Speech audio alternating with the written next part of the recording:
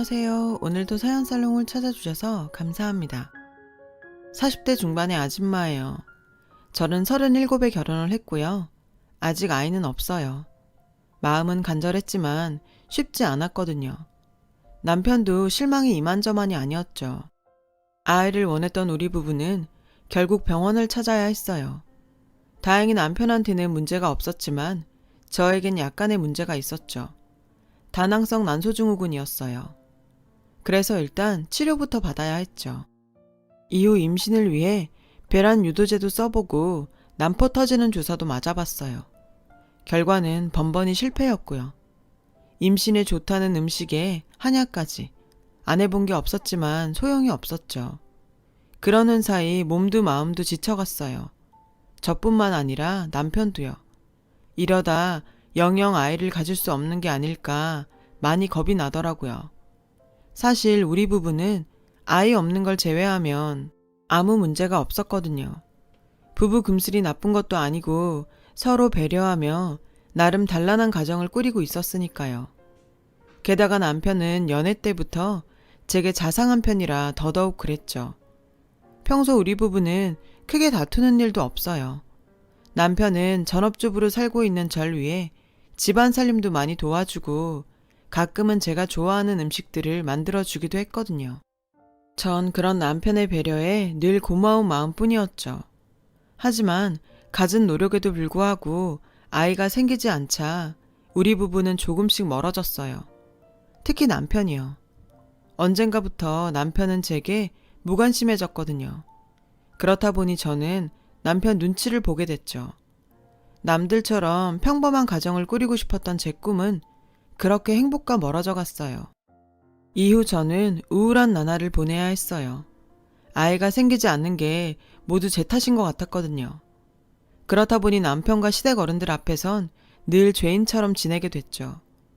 내 자신도 임신 스트레스로 힘든데 남편마저 저를 차갑게 대하니 정말 버틸 힘이 없더라고요. 그래서 결국 시험관 시술을 결심하게 되었어요. 하지만 시험관 시술조차도 잘 되지 않았어요. 여러 차례 시도를 했지만 그때마다 번번이 실패였어요. 그러는 과정에서 돈은 돈대로 깨졌고 부부 사이는 더 악화되었고요.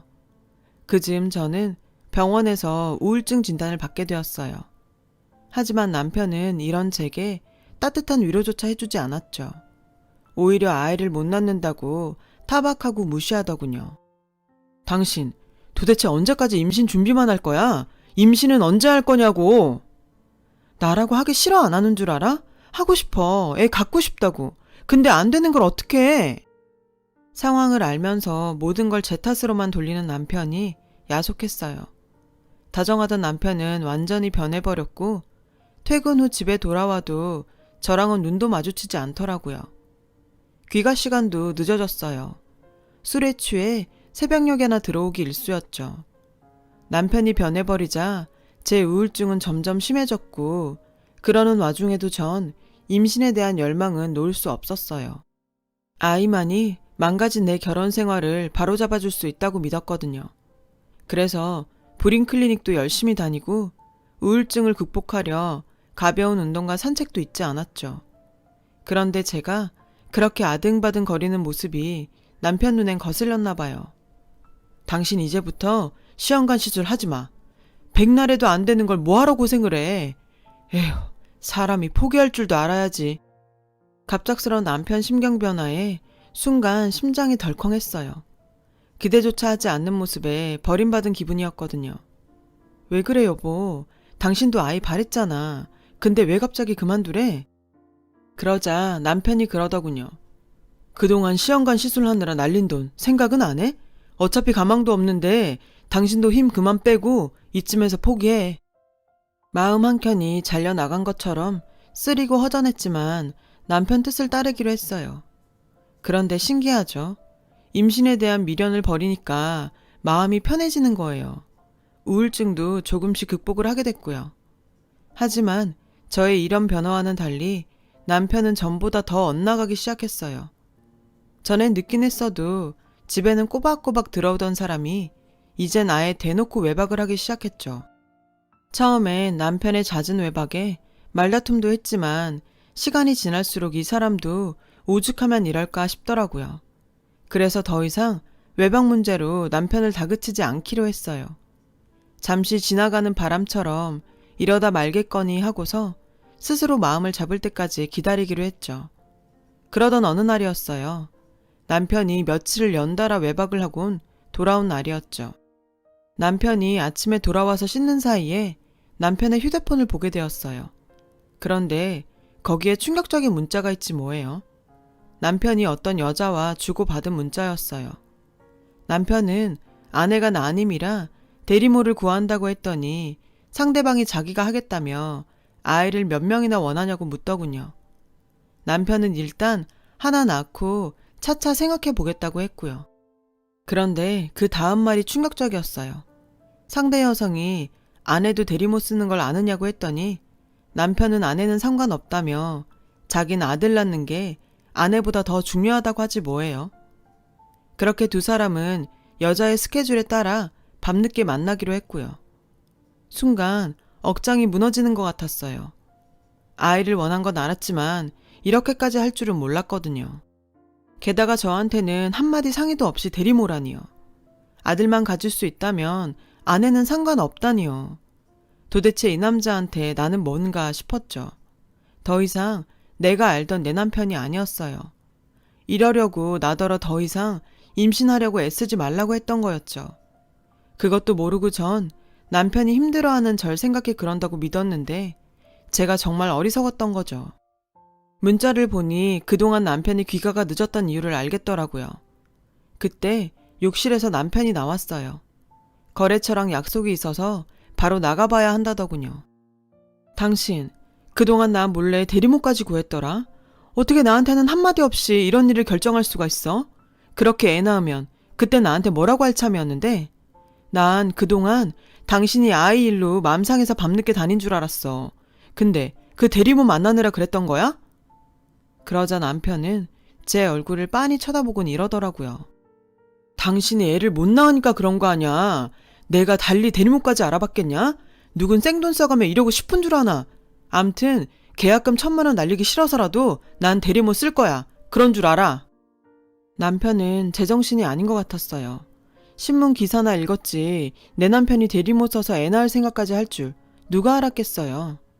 전 남편한테 당장 그만두라고 했어요. 누구 보고 하라 말아야 애도 못 낳는 게. 네가 나한테 아들 하나 안겨줬으면 내가 이런 일까지 벌였겠니?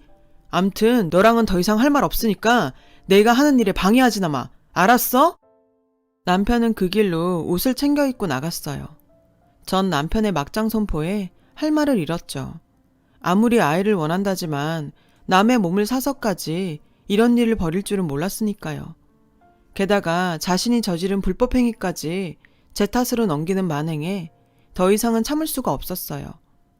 그래서 남편한테 전화를 했어요. 경찰에 신고하겠다 으름장을 놓으려고요. 그런데 남편의 전화를 웬 여자가 받지 뭐예요? 수화기를 뺏어든 남편은 당황한 목소리였어요. 그 순간 확신했죠. 남편한테 여자가 있다는 걸요. 그게 대리모든 아니든 간에요. 며칠 뒤 전 남편 차 안에 블랙박스에서 몰래 메모리 칩을 꺼냈어요. 그 안에는 며칠 전 저랑 통화했던 순간까지 담겨 있더군요. 제 전화를 받은 여자는 대리모였어요. 남편과 대리모는 차 안에서까지 관계를 가졌더라고요. 그리고 영상에는 그들의 대화까지 생생하게 담겨 있었죠. 자기야, 내가 아들 낳아주면 얼마 더 줄 거야? 아들만 낳아주면 2배도 줄 수 있지. 자기야, 근데 집에서도 아내한테 이렇게 해줘? 미쳤어? 난 걔한테 관심도 없어. 나한텐 오직 자기뿐이야. 두 사람은 의뢰인과 대리모의 관계를 넘어 불륜관계가 분명했어요. 아이는 그저 명목상 이유일 뿐이었죠. 제게는 아이 못 가는 여자란 족쇄를 채워놓곤 불륜을 즐기려는 더러운 꼼수요. 이런 사실을 알고 나니 그동안 아이를 갖겠다고 스스로를 다잡으며 노력했던 제가 너무 한심하고 가여웠어요. 이런 놈을 남편이라고 아껴왔던 지난 날이 다 부질없게 느껴졌죠. 저는 친정 부모님께 전화해 지금까지 일들을 전부 털어놓았어요. 당연히 부모님은 노발대발 하셨죠. 그리곤 당장 증거물 챙겨서 친정으로 돌아오라 하시더군요. 그날 저는 블랙박스 메모리와 남편 휴대폰에서 찍은 남편과 대리모의 문자, 사진을 챙겨 들고 친정으로 갔어요. 그리곤 부모님 도움으로 변호사를 선임한 뒤 남편에게 이혼 통보를 했어요. 남편은 불법으로 대리모를 고용한 게 걸릴까 두려웠는지 대리모 일은 저를 속이려고 둘러댄 말이라고 하더군요. 그리곤 자신의 외도를 인정한다며 이혼을 해주겠다고요. 놀고 있네. 야, 내가 그깟 문자 몇 줄 가지고 너한테 소송까지 걸었겠니? 니들 차 안에서 더러운 짓거리 하면서 대리모 인센티브 얘기했던 거 기억 안 나니? 그 동영상 나한테 있어. 그뿐인 줄 알아? 니들 처음 만나서 대리모 계약하던 것까지 다 영상으로 가지고 있다고, 이 더러운 놈아. 끝까지 거짓말로 날 가지고 놀려고? 그래, 어디 한번 죗값 치러봐라. 그러자 남편은 저에게 싹싹 빌더군요. 하지만 저런 행동 역시 거짓말임을 알기에 정 계획대로 남편의 이혼 소송과 더불어 남편과 대리모를 불법 거래로 경찰에 넘겼어요. 증거 자료와 함께요. 몇 달 뒤 저는 이혼 소송에서 승소했어요. 대리모를 통해서는 2천만 원의 위자료를 받아낼 수 있었죠. 남편과 대리모는 생명윤리 및 안전 관련 법률 위반으로 기소된 상태더군요. 아무튼 그렇게 제 결혼 생활은 끝이 났어요. 비로소 전 돌싱이 되었죠. 그런데 막상 결혼 생활을 청산하고 나니 공허함이 밀려오더라고요. 그래서 2년 정도 방황을 해야 했어요. 그러는 사이 다행히 마음의 안정도 찾을 수 있었고 좋은 인연도 만날 수 있었죠. 바로 지금의 제 남편 말이에요. 남편은 제 담당 심리치료사였어요.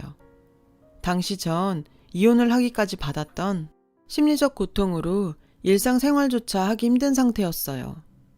전 남편의 잘못으로 파경을 맞았다고는 하지만 내심 이 모든 게 내가 아이를 가질 수 없어서 벌어진 일이라고 자책을 했던 거예요.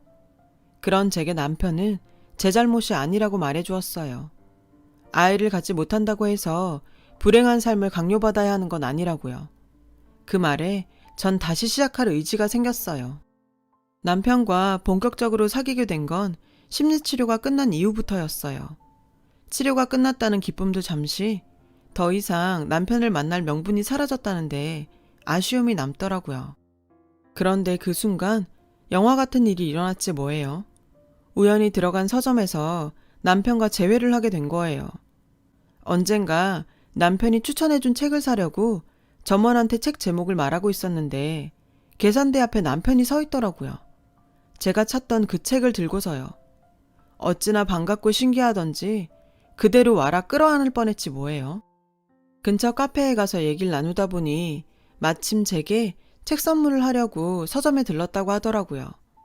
그날 우린 상담사와 환자가 아닌 남자 대 여자로 만나 얘기를 나누었어요. 더 이상 내 인생에 남자는 없다고 다짐했던 저는 남편을 만나 그런 생각이 눅 놓듯 사라져버렸고 얼마 뒤부터 사귀게 되었어요. 1년 넘게 연애를 하다가 남편에게 프로포즈를 받았고요. 한번 결혼에 실패한 경험이 있는 저는 솔직히 재혼을 한다는 게 두려웠어요. 이번엔 실패하지 않고 잘할 수 있을까? 고민이 많았던 절 남편은 차분하게 기다려 주었어요. 그래서 저는 남편에 대한 믿음을 갖고 새 출발을 하기로 마음먹게 됐어요. 아무래도 이혼 경력이 있는 처지라 시댁에 인사를 드리러 가는 것조차 두렵더라고요.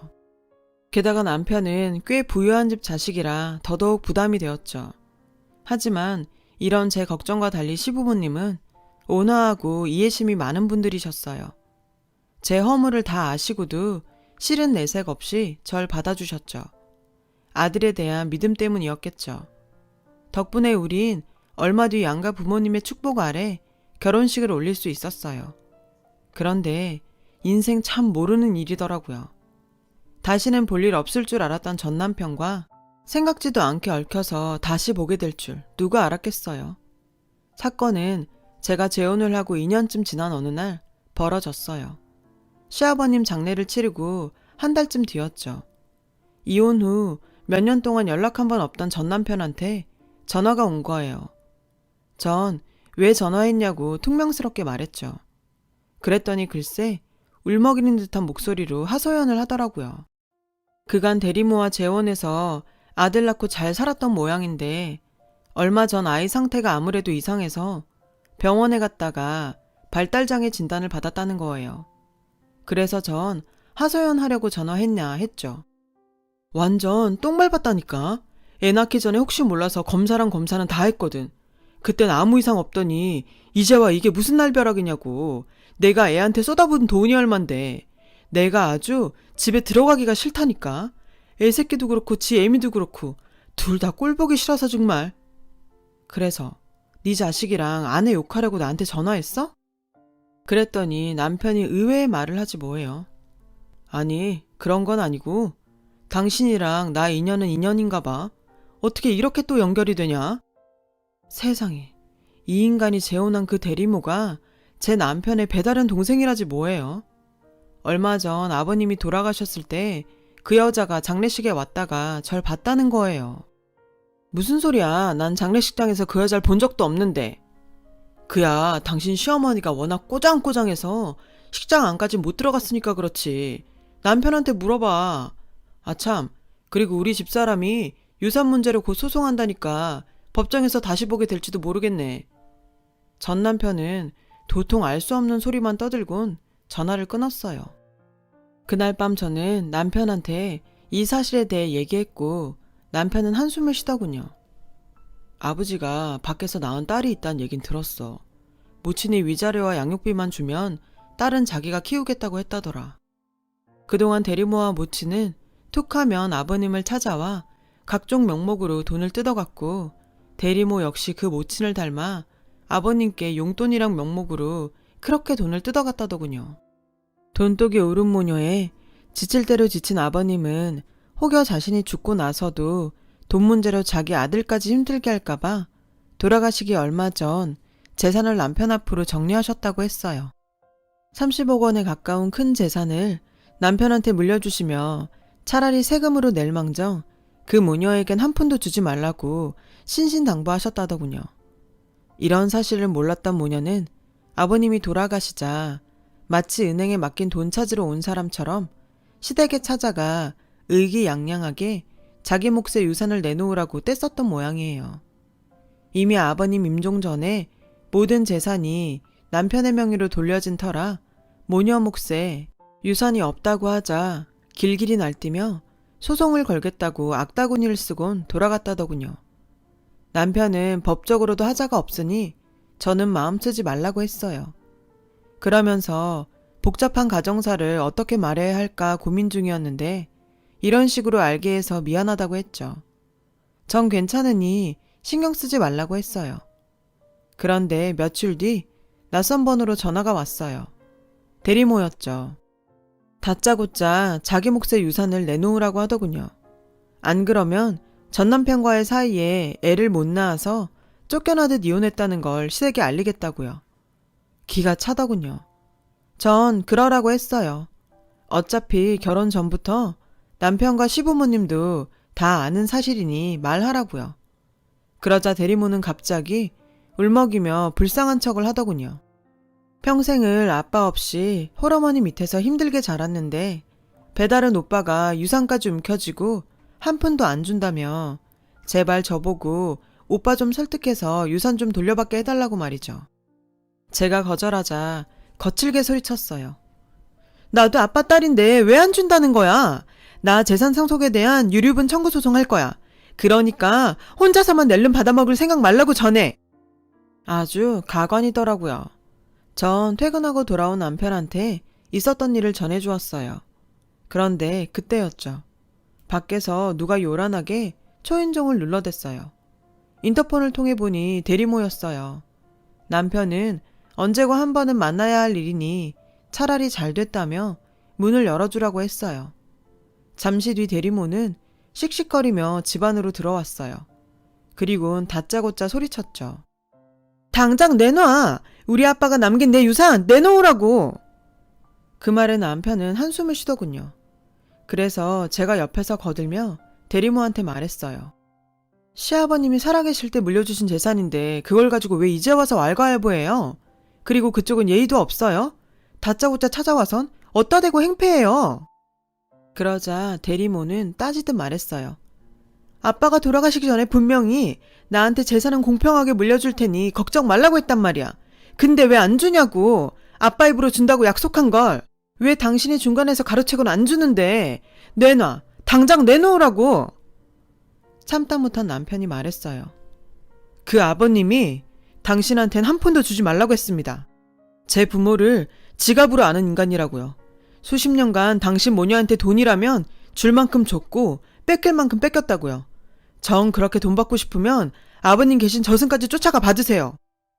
남편은 대리모를 집 밖으로 쫓아냈어요. 그리곤 한 번만 더 제게 전화를 하거나 집으로 찾아오면 법정에서 만나게 될 거라고 엄포를 놓았죠. 대리모는 문을 세게 걷어차곤 갔어요. 대리모가 왔다 간 그날 밤 제 이혼 변호를 맡아주었던 변호사에게 전화를 했어요. 이런 경우 대리모가 말한 것처럼 정말 유류분 청구 소송이 가능한지 물었죠. 그랬더니 아버님이 살아계실 때 증여한 재산은 유류분 청구를 할 수 없다고 하더군요. 그러니 걱정 말라고요. 공평하게 재산을 물려주겠다는 아버님 말씀을 철석같이 믿고 까불었던 대리모가 어리석었던 거죠. 그리고 얼마 뒤 남편을 통해 대리모가 변호사와 상담 끝에 소송을 포기했다는 말을 전해 들었어요. 그런데 거기서 끝이 아니었어요. 나중에 들려온 소식에 의하면 대리모는 발달장애 아들을 돌보는데 너무 힘에 부쳤던 나머지 결국 제 발로 도망쳤다고 하더라고요. 그리고 전 남편은 아내가 달아났다는 사실에 큰 충격을 받아서 하루하루를 술에 빠져 폐인처럼 살고 있다고요. 거기다 발달장애 아들까지 떠안아서 고생이 이만저만이 아니라더군요. 전 남편이 인간적으론 불쌍했지만 자업자득이란 생각도 해요. 즐기고 모질었던 전 남편과의 인연도 이렇게 끝이 나고 전 이제야 진정한 제2의 삶을 살고 있어요. 사랑하는 남편과 신혼 분위기를 유지하며 살고 있죠. 저는 40대 중반이 되어서야 진정한 제 짝을 만나 인생의 즐거움을 만끽하고 있어요. 아직 아가는 없지만 이제 몇 개월 후 나올 거랍니다. 시험관 시술로 기적처럼 생긴 아이예요. 기적도 이런 기적이 없다고 선생님께서도 그러시더군요. 힘들게 얻은 행복이기에 지금의 이 순간을 놓치지 않도록 노력하고 있고요. 일련의 사건들을 통해 전 한 가지 교훈을 얻었어요. 고통 끝에는 낙이 있다. 현재의 고통이 내 인생을 집어삼킬 것 같지만 참다 보면 낙이 온다는 걸 말이죠. 힘들어도 우리 조금 더 힘내서 잘 살아보자고요. 지금까지 제 사연을 들어주셔서 감사드리고요. 여러분의 가정에도 행복이 깃들길 바랍니다. 여러분, 사연 댓글에 응원과 현명한 조언 부탁드려요. 좋아요와 구독은 저에게 큰 힘이 됩니다. 오늘도 좋은 일 가득하세요.